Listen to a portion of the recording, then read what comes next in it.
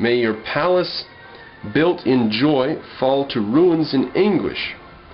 Agad, A-G-A-D-E, instead of your sweet flowing water, may salt flow there.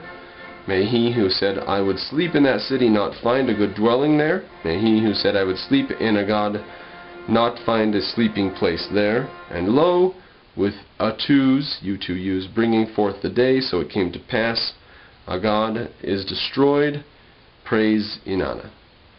So they actually did completely wipe out some city, the way we did Berlin about 65 years ago. It seems to be an old hobby of mankind to destroy each other once in a while. Now to Atrahasis, A-T-R-A-H-A-S-I-S. A famous Babylonian tale described the creation of mankind, the sending of a flood by the gods, the survival of Atrahasis, exceedingly wise is what that means, with his family in an ark. This is different from the Greek version. This might be a bit different from the version you know in the Bible. In the Bible there are two versions. It said 7 of every good animal in one part, and it said 2 of every animal in the other part. Whatever, that's fine. Let's see if this is nearly the same or what. The land became wide. The people became numerous. The land bellowed like wild oxen. The God was disturbed by their uproar. So, mankind is being clamorous, sinning, making the gods unhappy. Enlil, E-N-L-I-L, heard the clamor and said to the great gods, oppressive has become the clamor of mankind. By their uproar they prevent sleep. Let the fig be cut off for the people. In their bellies let the green be too few. Above let Adad, A-D-A-D, make scarce his rain. Below let not flow the flood. Let it not rise from the source. Now, stop the ancient thing and Professor Starr speaks for a second here. After a period when all growth stopped and men turned to cannibalism, there came the flood.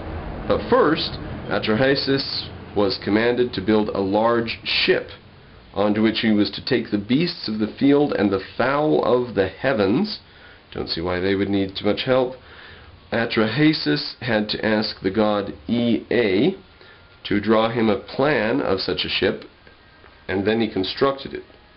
So the god actually made he didn't even just inspire it in the guy's head, he actually drew a plan for him. The story of the actual flood is not preserved in our Atrahasis tablets, but it turns up also in the Epic of Gilgamesh, where the hero Upanishtim is the builder of the ark. He survived 7 days of flood and wind. When the 7th day arrived, the sea grew quiet, the tempest was still, the flood ceased. I looked at the weather. Stillness had set in, and all of mankind had returned to clay. The landscape was level as a flat roof. I opened a hatch, and light fell upon my face. Bowing low, I sat and wept, tears running down my face. His ark was grounded on Mount Nisir, N-I-S-I-R, and he sent forth in turn a dove, a swallow, and then a raven, before the waters receded enough for the earth to reappear. Then Utnapishtim could pour a libation for the gods and leave his ark. Okay, we're going to skip the next one, the virtue of prayer. We're going to go down to one about men and women. There's a proverb, but just a quick note, a libation is an offering to the gods, usually pouring out liquor or something. And you just pour it on the ground, libation. The Greeks, the Spartans would pull out a full bottle of wine or whatever at the beginning of every battle as a libation to the gods. Okay. A Mesopotamian proverb says, quote, man is the shadow of a god, a slave is the shadow of man, right? Man is the shadow of God, a slave is the shadow of a man, but the king is the mirror of God. So, that's quite a bit of praise to heap on the king there. Then it has a whole thing about that, a quote from ancient tablets, which we can skip. The duty of man, we go down a bit then.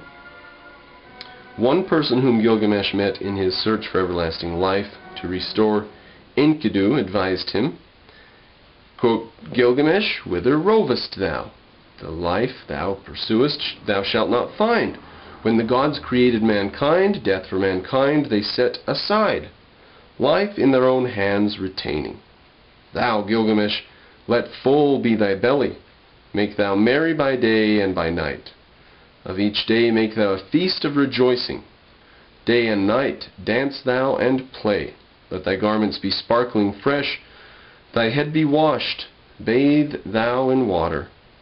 Pay heed to the little one that holds on to thy hand. Let thy spouse delight in thy bosom, for this is the task of mankind. Fine. End of that one.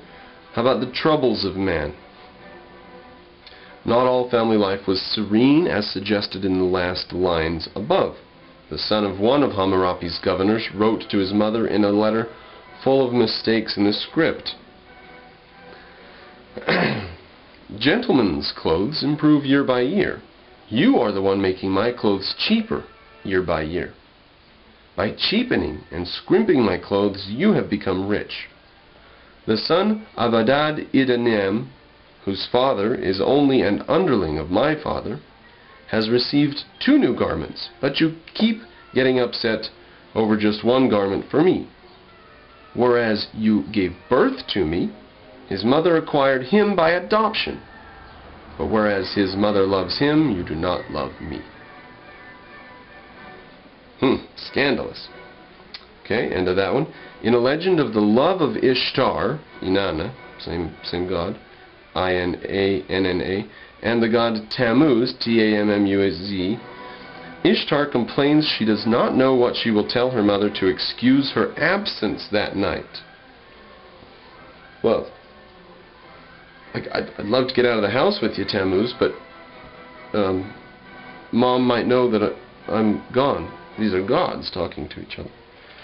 Let me inform you, Inanna, most deceitful of women, let me inform you, my girlfriend took me with her to the public square. She entertained me there with music and dancing. Her chant, the sweet, she sang for me. In sweet rejoicing I whiled away the time there, thus deceitfully stand up to your mother, while we by the moonlight indulge our passion. It's quite modern, quite modern. Alright, skip quite a few pages there. Done with that. Now about foretelling things. In so troubled a world, men needed to have ways by which they could appease their gods and also find out the future. The technique of casting horoscopes, which appears in modern newspapers, did not yet exist, but celestial events could be interpreted for the benefit of the kings. There was a great variety of other means of exploring what was to happen to a man. In Mesopotamian literature, thus, an extended body of dream interpretation was built up. Here are some quotable examples. Right, here's some dream interpretation. And we can imagine that some people decided what their dream was from pre-existing dream interpretation scenarios. Reading books about dream interpretation might make you dream about the things in the book. Oh, okay, here we go.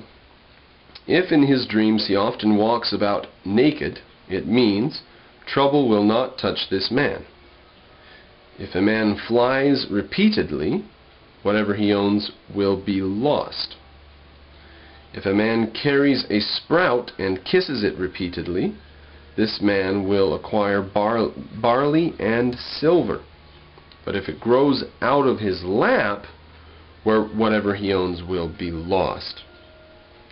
If he sits on the ground, honors are in store for him. If he pours his urine into an irrigation canal, Adad, A-D-A-D, the weather god, will flood his harvest.